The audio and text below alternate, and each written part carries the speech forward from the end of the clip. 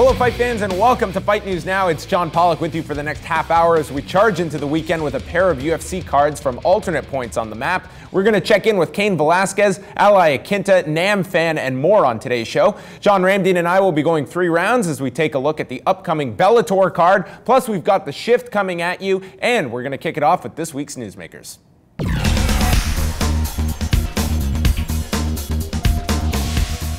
This Friday night, the UFC returns to Australia with a grudge bout between Luke Rockhold and Michael Bisping headlining the Fight Night event. It's a feud that dates back to an infamous training session between the two, where Bisping joked about getting the better of Rockhold at the time, and now the two will finally square off in this middleweight encounter. When Luke Rockhold and Michael Bisping meet in the center of the octagon on Friday night, it will be the culmination of a grudge that has been building for years. It's definitely a bonus to shut his mouth and set the record straight on that note. He's just a guy I really haven't respected a lot of the way he carries himself around the sport. And I've been around for a while, and I hear a lot of things and I see a lot of things, and I really don't care for the guy. I'm looking forward to shutting him up myself and a lot of people.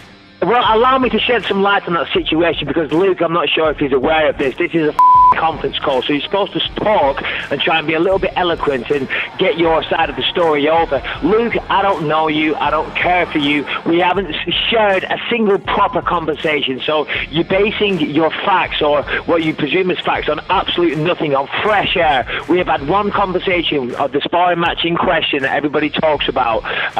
You don't know me. You don't know me as a person, so kiss my f***ing ass, you lanky piece of shit. I'll see you in Australia, you asshole, and we'll put it all to bed then. Outside of all the talking, this one is probably the favorite to score fight of the night, based purely on the styles of these two fighters. Rockhold comes in as the favorite, as he has youth and athleticism, as well as a better jiu-jitsu game on his side.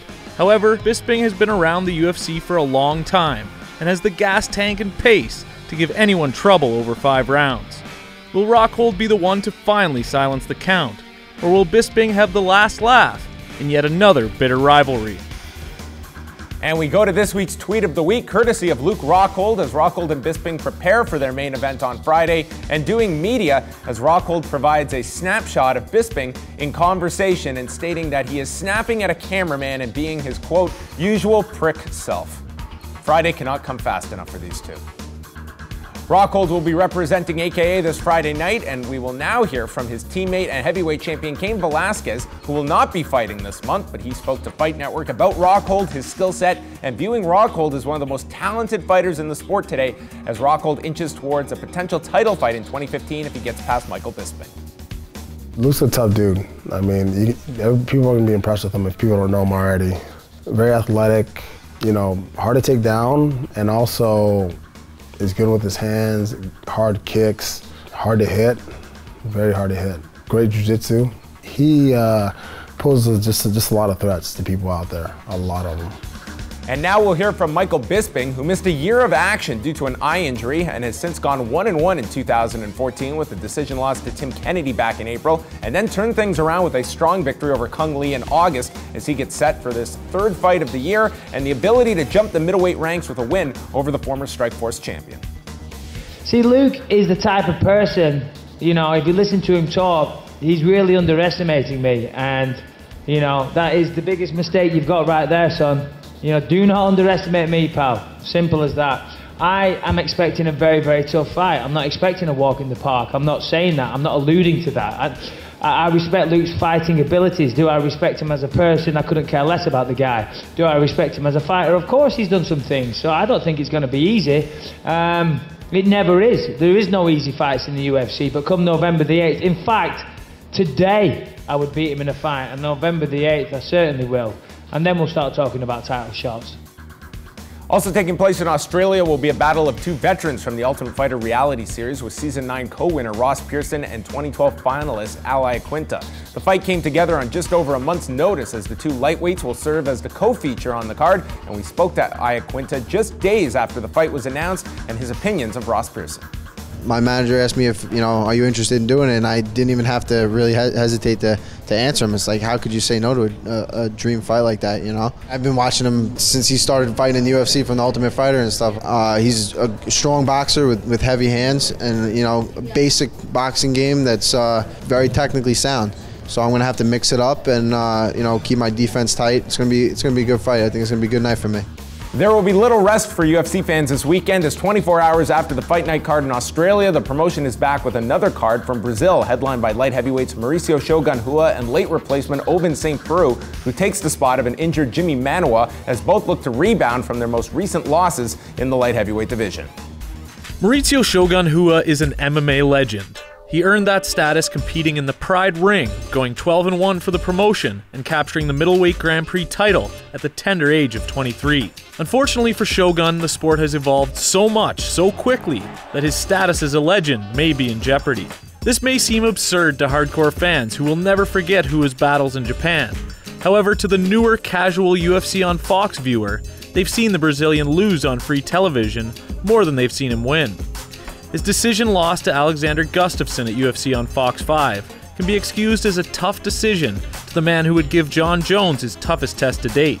However, his quick submission loss to Chael Sonnen Chael's got it! He's got it! is nothing short of embarrassing for the former champion. He would turn things around in Brisbane, It's the proverbial wall! Shogun Rua! setting up a rematch of his fight of the year against Dan Henderson. Things would start out well for the Curitiba native. However, one H-bomb would ruin Shogun's night. Huge right hand from Endo! So coming off that disappointing loss, the UFC gave Rua a favorable matchup against fellow striker Jimmy Manuwa. Unfortunately for the 32-year-old, Manuwa would go down with an injury, allowing Ovin St. Preux to step up on just a week's notice. Unlike Manuwa, Ovin St. Preux has a strong grappling game and would seem the perfect foil for Shogun's stand-up attacks. In addition to his strong groundwork, OSP also has the kind of frame and athleticism to neutralize the former champion on the feet. Whether Shogun wins or loses probably doesn't mean much, as a coaching stint on the Ultimate Fighter Brazil 4 opposite Anderson Silva is already a done deal.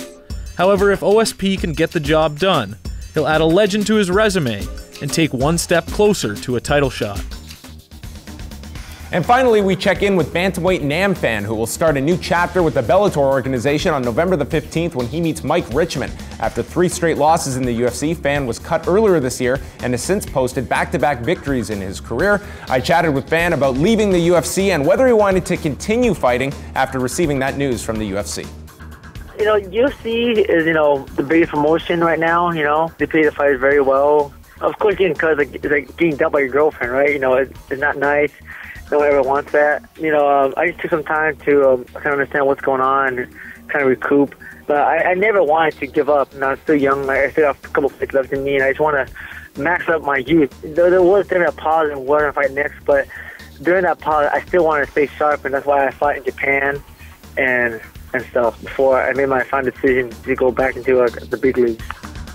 And you can hear that entire interview with Nam Phan Thursday on the MMA Report up at FightNetwork.com, where you can also get all the latest news and headlines going on in mixed martial arts. We'll take a short break, but when we come back, I'll be stepping in for Robin Black to join John Ramdeen on 3 Rounds as we take a look at next weekend's Bellator card from San Diego, California. Keep it locked to Fight News Now.